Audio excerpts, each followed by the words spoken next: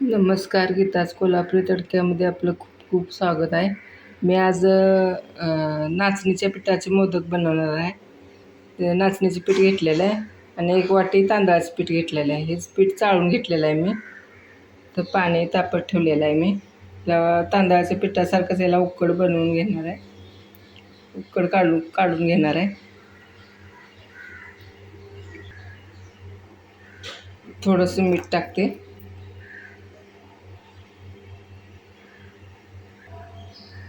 पाण्याला उकळी आलेली आहे. आता मी पीठ टाकून घेते. आता उकड काढून घेतलेला आहे बघा. आता मी मळून घेते. झालेलं आहे बघा पीठ मळून मस्तपैकी. आता मी मोदक तयार करते.